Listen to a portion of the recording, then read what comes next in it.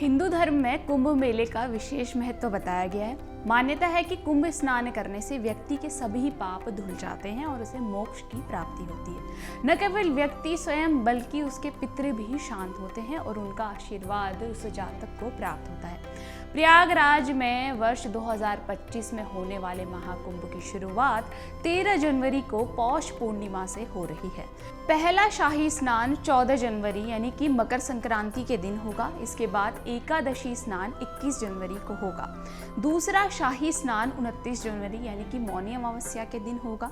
तीसरा शाही स्नान 3 फरवरी यानी कि बसंत पंचमी के दिन होगा।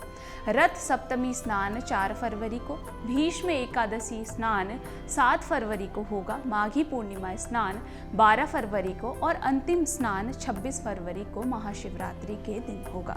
ये स्नान विभिन्न देवताओं और त्योहारों से जुड़े हैं और इनका धार्मिक महत्व भी है। कुंभ मेले में लाखों श्रद्धालु भाग लेते हैं और पवित्र नदी में स्नान करके पुण्य लाभ प्राप्त करते हैं।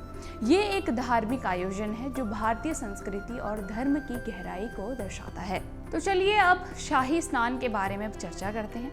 शाही स्नान कुंभ मेले का सबसे महत्वपूर्ण हिस्सा माना जाता है। साधु संतों के स्नान के बाद ही आम श्रद्धालु पवित्र नदी में डुबकी लगाते हैं और कुंभ मेले में शाही स्नान एक विशेष अनुष्ठान के रूप में जाना जाता है जो कि सदियों से चला आ रहा है। ये एक ऐसा आयोजन है जिसमें विभिन्न अखाड़ों से जुड़े साधु संत अपनी भव्यता और शक्ति का प्रदर्शन करते हुए पवित्र नदी में डुबकी लगाते हैं। शाही स्नान के दौरान साधु संत सोने चांदी की पालकियों, हाथियों या फिर घोड़े पर सवार होकर स्नान स्थल पर पहुंचते हैं। ये दृश्य बेहद ही भव्य और आकर्षण होता है, इसीलिए इसे राजयोग स्नान भी कहा जाता है। मान्यता है कि शुभ मुहूर्त में इस स्नान से अमृतत्व की प्राप्ति होती है। तो चलिए अब जानते हैं कि शाही स्नान की शुरुआत कैसे हुई और इसका इतिहास क्या है।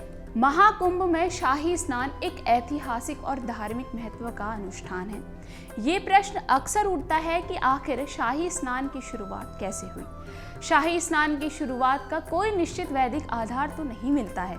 इतिहासकारों का मानना है कि ये परंपरा 14वीं से लेकर 16वीं शताब्दी के बीच शुरू हुई थी। उस समय भारत में मुगल आक्रमण का दौर चल रहा था।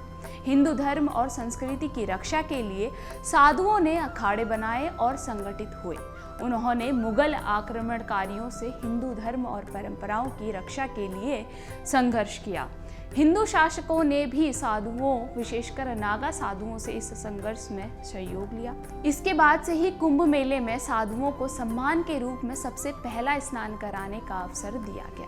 धीरे धीरे ये परंपरा बनती चली गई और साधुओं को राजशाही तरीके से स्नान कराया जाने लगा।